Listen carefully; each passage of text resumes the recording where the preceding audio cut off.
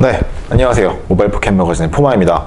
오늘은 전동 킥보드에 대해서 말로 배워보는 시간 그 두 번째 이야기죠. 전동 킥보드 기본 상식 겨울편입니다.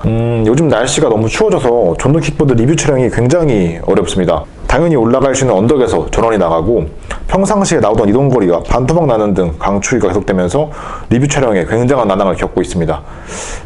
당분간 이런 날씨 계속된다고 하니까 마음이 답답한데요.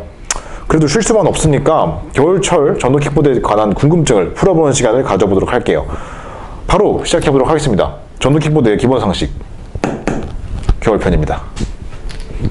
가장 제가 많이 발견한 질문 중에 하나가 바로 한겨울에 전동 킥보드를 타도 되냐는 겁니다. 일단 근본적으로 말씀드리면은 상관없습니다. 다만 주의하셔야 할 점이 몇 가지 있는데요. 제동거리에 대한 부분과 이동 가는 거리에 대한 부분입니다. 전동 킥보드는 애초에 바퀴가 작기 때문에 자전거보다 제동력이 굉장히 떨어집니다. 겨울철에는 특히 바닥이 얼어있는 경우가 많아요. 이렇게 되면 전동 킥보드는 굉장히 위험에 취약하게 됩니다.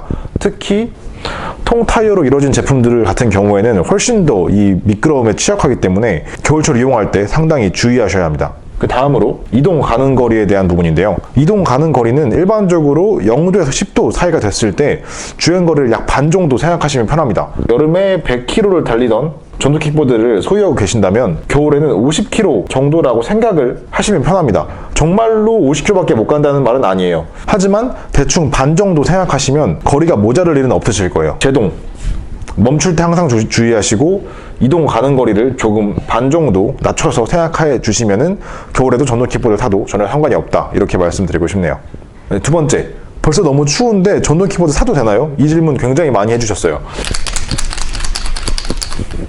사도 됩니다. 왜냐면 탈 수 있으니까 말이죠. 타는데 전혀 상관이 없기 때문에 사시는 것도 상관이 없어요. 다만 말씀드리고 싶은 건 겨울에는 중고 가격이 굉장히 많이 떨어지기 때문에 바닥까지 떨어졌다고 생각할 때 구입을 하셔서 타세요. 즐기다가 봄이 되면 다시 중고 가격이 좀 상승합니다. 그럼 그때 이 샀던 중고를 되파시면 돼요. 그러면 겨울 동안 거의 손해를 보지 않고 전동 킥보드를 타실 수가 있습니다. 이 정도면 굉장한 꿀팁이죠. 세 번째, 겨울철에 전동 킥보드 관리 어떻게 하냐, 이거 굉장히 많이 물어보셨어요. 사실 겨울에도 전동 킥보드를 계속적으로 사용을 하신다고 하면은 관리를 할 게 굳이 없습니다. 너무 추운 곳에 지속적으로 보관하지만 않으면 그걸로 관리가 다 되는 겁니다.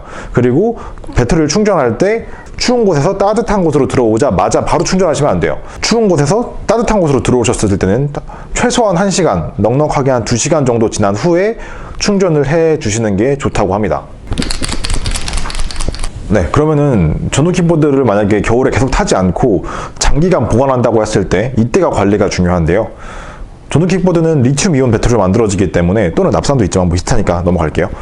리튬 이온으로 만들어지기 때문에 장시간 두면 자연 방전되고, 특히 만약에 너무 추운 곳에서 장시간 방치되면은 얼어버릴 수 있습니다. 배터리가 이 얼어버린 상태로 오랫동안 유지된다면 배터리가 사망할 수도 있어요.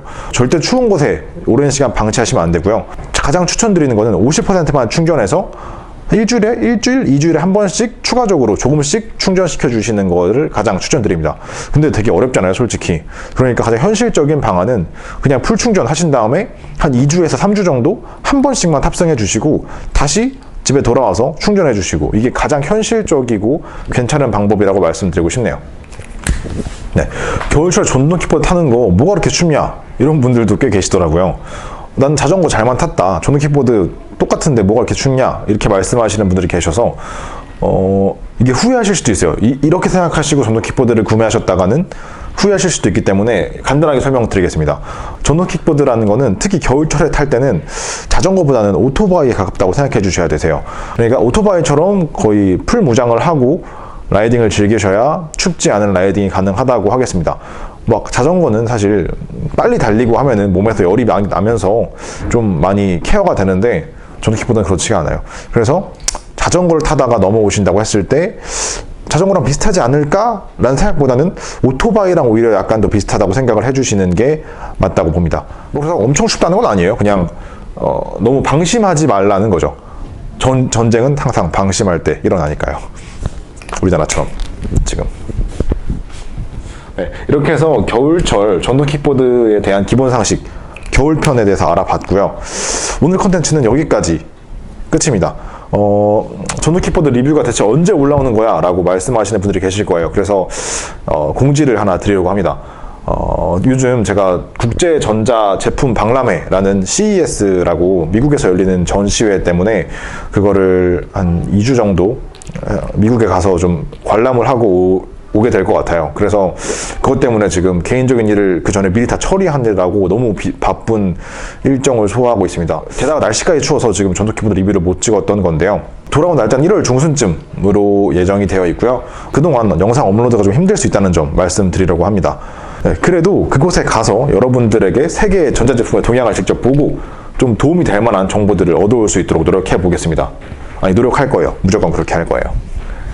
그렇다고 제가 그냥 도망치면은 너무 서운해 하실 것 같아서 바로 다음 영상에 조그만 이벤트를 하나 준비해 봤어요. 상품은 별로 비료할 수 있겠지만 그래도 비료할수록 당첨 확률은 올라간다는 거 아시죠? 가지고 싶다고 하시면 한번 참여해 보시는 것도 좋을 것 같아요. 이번 영상은 여기까지 하도록 하겠습니다. 시청해 주셔서 정말 감사드리고요. 여기까지 할게요. 감사합니다.